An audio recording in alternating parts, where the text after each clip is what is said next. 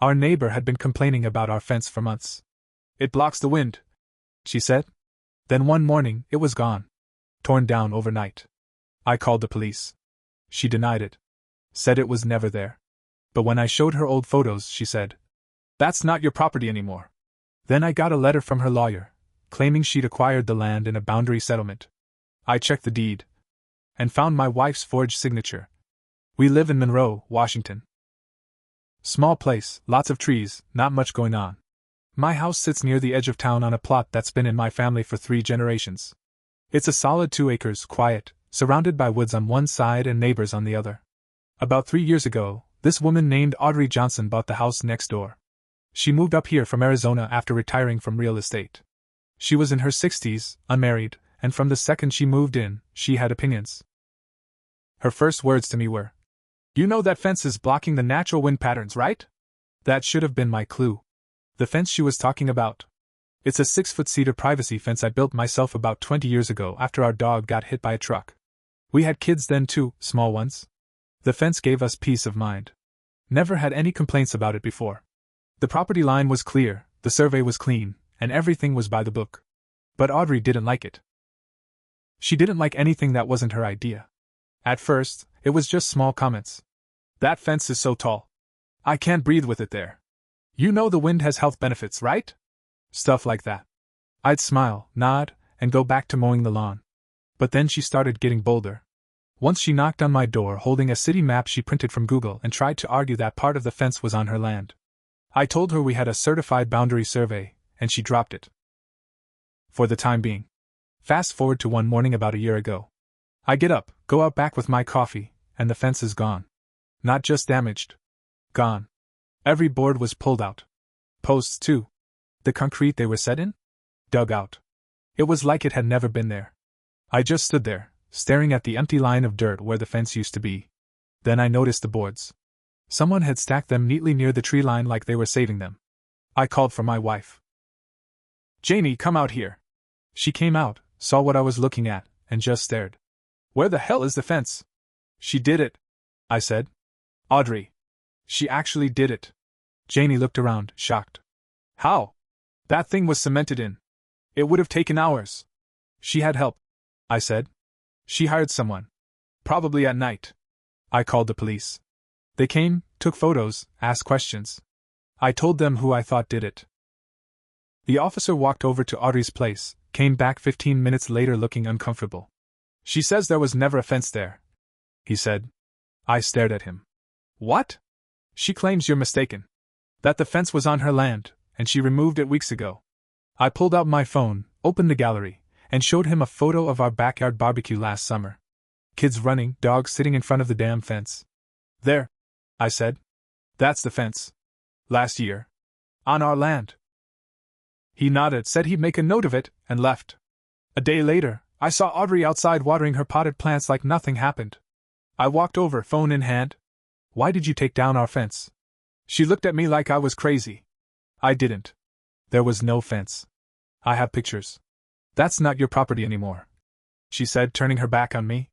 A week later, a letter shows up. Certified mail. From a lawyer. It says Audrey has legally acquired the back 20 feet of our property in a boundary adjustment settlement filed 6 months ago. Attached is a copy of the agreement. It has Janie's signature on it. Except it's not her signature. I know my wife's signature. Hell, I've seen it 1,000 times. This one was a poor attempt to mimic it. The J was wrong. The curl on the Y was off. Janie doesn't write like that. I showed it to her. "I never signed this," she said. "What is this?" I showed it to our lawyer. "Looks forged," he said. "But it's going to take more than that to prove fraud. We'll need to dig." I started digging. I spent hours in the records office, looking up property filings, trying to make sense of what had happened. Audrey had filed the adjustment 6 months ago. The notary listed didn't exist. The address they used for the witness was fake. But the county had accepted it anyway. I remembered something Janie told me. She lost her wallet last fall. We searched for it for days. Cancelled her cards. Got her ID replaced. That's when it hit me. Audrey must have found it. She forged the boundary adjustment using Janie's stolen ID. Probably mailed in the documents, got them stamped by a fake notary, and passed it through the system without a hitch. Now, technically, on paper, she owned that 20-foot strip. Which meant our fence was on her land. And she tore it down legally, at least on paper. We filed a lawsuit. But Audrey was ready. She denied everything. Claimed she and Janie had worked it out, and that we were now going back on our word. She even had a handwriting expert who said the signature looked genuine. Our lawyer said it'd take months to sort out. Maybe longer. In the meantime, Audrey put up a low chain-link fence right where our old one was, on the line she claimed was hers. That's when I realized something else. Janie started acting off. Quiet. Jumpy. She avoided talking about the case. She said she felt responsible. Said she remembered setting her wallet down on top of the mailbox and walking away. I think she was watching me, she whispered one night. I think she planned all of this. That's when something broke in me. I wasn't going to let this woman win. I stopped playing nice. I didn't tell Janie what I was planning. Not because I didn't trust her, but because I knew how much it was already weighing on her. She felt like she'd handed the knife to the person stabbing us, and nothing I said could change that. So I kept her out of it. I started with Audrey's past. I pulled every public record I could find. She'd lived in Arizona most of her life, bounced around a few places. Sold homes, managed rentals, even had a brief stint as a notary herself, though her license had expired over a decade ago. Interesting. Then I stumbled across her son's name in an old article. Jared Mitchell. Not a Johnson. Different last name, which made it harder to trace. But once I had it, everything came pouring out. Jared was a mess. DUIs, domestic abuse charges, eviction notices, probation violations. He wasn't just a bad apple, he was rotten to the core. I kept digging. Found a recent address for him in Sultan, about 30 minutes away. A crappy mobile home in a trailer park that looked half abandoned. I drove out there one morning, just sat in my truck and watched. Didn't even know what I was looking for. Then I saw him. Late 30s, greasy hair, ragged hoodie. Walked like he was angry at the ground. He got in a busted Honda and drove off. I followed him, careful to stay back. He stopped at a liquor store. Bought a bottle. Then he drove to some house I didn't recognize and went inside. That gave me an idea. I came back the next day, waited again. This time, after he left the house, I knocked on the door. A woman answered. Maybe in her 50s. She looked tired. I'm not selling anything, I said. But I have some information you might want. She let me in. Her name was Marcy. Jared had told her he was a contractor, said he was fixing up a few rentals for his mom. Took money for supplies, did almost nothing. I told her the truth. That he was Audrey's son. That she was pulling scams too. You're not the first person they've tried this with, I said. But maybe you could be the last. She gave me the name of Jared's last landlord. Another woman. I called her too. Same story. I pulled all their statements together. Sent copies to the county, to my lawyer, to the local paper. I even mailed one to Audrey's lawyer anonymously. Then I waited. Jared showed up at Audrey's place 2 days later, screaming drunk. The whole neighborhood heard it. He was yelling about money, about how she threw him under the bus. Said she promised him part of the land. Called her a liar, a thief. You told me I'd get the house when you were done with them. He screamed. You said it was OURS. I watched from my front steps. Janie stood next to me, arms folded. Neither of us said a word. Then the real twist came. A few days later, I got a call. Not from my lawyer. Not from the police. From the county recorder's office. The woman on the phone said, Mr. Johnson, we've reopened the boundary case. There are inconsistencies with the documentation filed. The notary doesn't exist. And the signature on record is under investigation. I felt my knees go weak. It was happening. I didn't stop there. I had another idea, one last way to show just how deep Audrey's lies went. I requested security footage from the local UPS store downtown. It was a long shot, but if she mailed in the forged documents, she might have used a local drop. After a week of calls and paperwork, I got a grainy clip. It was her. Audrey. Standing at the counter, handing over a thick envelope. I sent the clip to the fraud department. Everything was starting to cave in on her. Then she did something I didn't expect. She came to my door. It was early morning. I opened it, and there she was, standing like nothing had happened, holding a Tupperware container. Lemon bars, she said. Thought you might like some. I just stared at her. Are you serious right now? She smiled. No hard feelings, right? Things got a little messy, But I think we can still be good neighbors. I didn't take the container. I didn't say a word. I closed the door. She stood there a minute before walking away.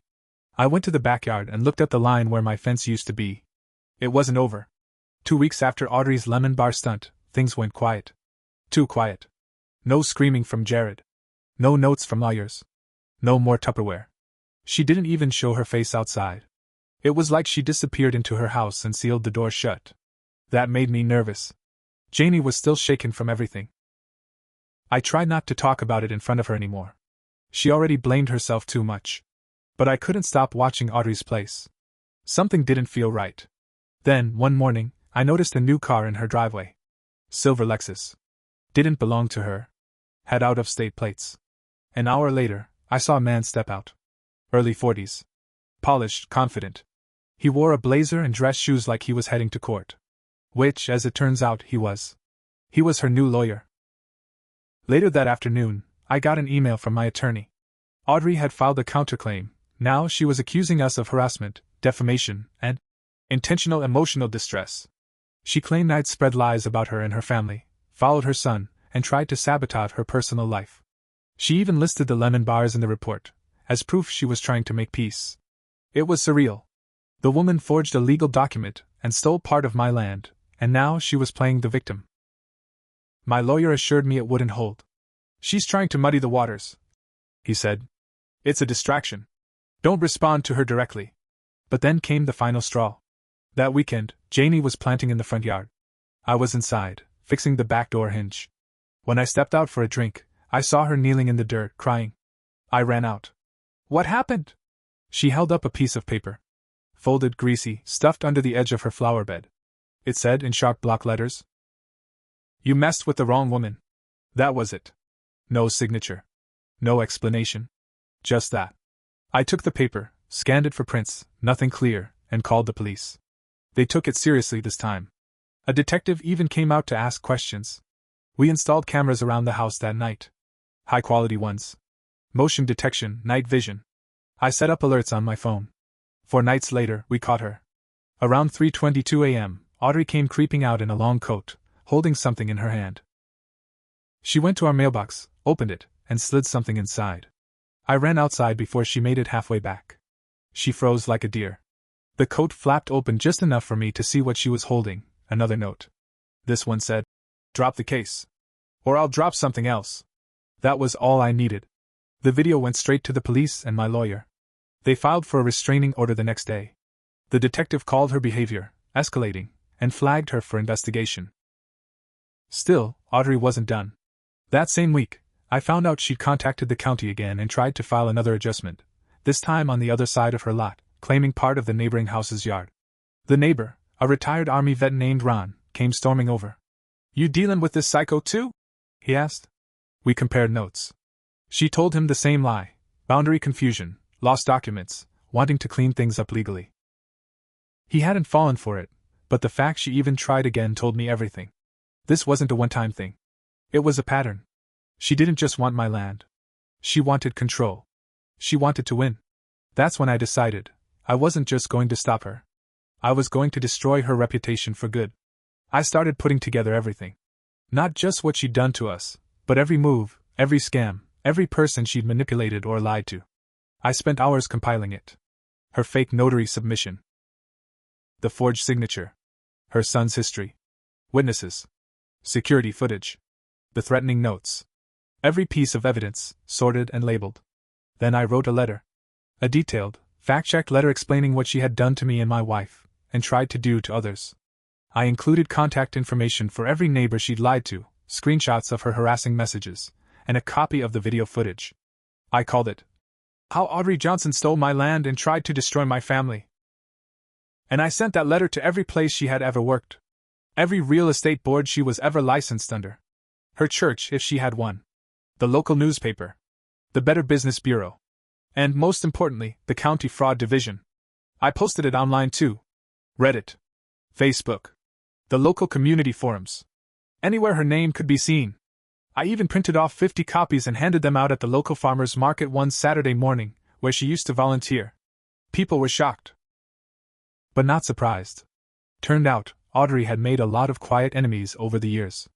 People who never had the guts, or the proof, to speak out. My letter gave them both. Then it snowballed. The fraud department reopened their case. They found 3 other property adjustment filings she had submitted over the last 4 years, each with unusual notarizations. Each one involving a new neighbor. It was enough to launch a full investigation. Her name was published in the paper under the headline, "Former Realtor under investigation for multi-property forgery scheme." Her face, once smug and smugger, disappeared completely. She didn't come out for weeks. Then one morning, a moving truck pulled into her driveway. Quiet. No yelling. No goodbyes. Just like that, she was gone. But it didn't end perfectly for us either. The stress had changed Janie. She was trying to move on, but I could tell something had broken in her. One night, she told me she wanted to go stay with her sister in Oregon for a while. "I just need space," she said. "I feel like I've been living in a nightmare." I didn't argue. She left the next morning. I don't blame her. I had let it get personal. I let my anger turn me into someone who couldn't see how scared she was. I spent so much time chasing justice, I forgot to protect the one person who needed me the most. The land is mine again. The fence is back up. Stronger, higher. Audrey lost everything. Her name, her job, her fake land grabs, even her precious son bailed when the heat came down. But I lost something too. I learned that revenge can give you justice, but it won't give you peace. And that sometimes, the real damage isn't what someone steals from you. It's what you give up chasing them down.